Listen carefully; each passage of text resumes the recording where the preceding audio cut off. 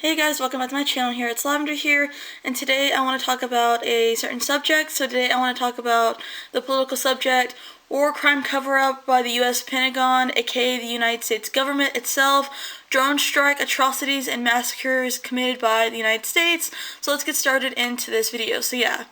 Hidden Pentagon records and documents reveal patterns of failure and deadly airstrikes. The documentation show a history of war crimes via killing civilians with drones and bombings, years of civilian deaths, and a lack of accountability as a whole by the United States imperialist government that's full of imperialist war criminals. Here's an example. Kissinger informs President Richard Nixon that the U.S. has dropped 1 million pounds of bombs on northern Vietnam. Nixon responds, "That shock treatment is cracking them. I tell you, the thing is to pour it in there every place we can, just bomb the hell out of them."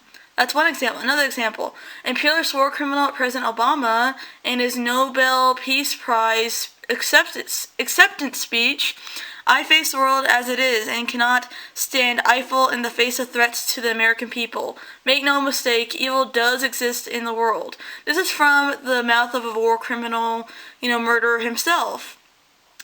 And here's some more examples of the U.S. Pentagon covering this up and other things. Shortly before 3 a.m. on July 19, 2016, American imperialist war criminals bombed what they believed were 3 ISIS areas near a riverside hamlet in northern Syria. They reported 85 fighters killed. In fact, they hit houses far from the front lines where farmers, their families, and working local people sought refuge, nighttime sanctuary from bombing and gunfire. In the area, more than 120 villagers were murdered by the U.S. government. And in early 2017 in Iraq, an American warplane struck a dark-colored vehicle believed to be a car bomb stopped at an intersection. The car had been not bearing a bomb, but a man and his wife and his 2 children. It was just a family who were fleeing the area and the fighting nearby. They also killed other civilians, were murdered as well in the situation. None of these deadly failures have resulted in a finding of wrongdoing by the United States government because CIA and the U.S. government engage in all types of cover-ups all the time to make themselves look good and that's so hypocritical. They're like the biggest human rights violators of all time. aka a catastrophic cover-up. Not a single record provided includes a finding of wrongdoing or disciplinary action by the United States. Fewer than a dozen condolence payments were made, even though many survivors were left with disabilities requiring extensive medical care for the rest of their life.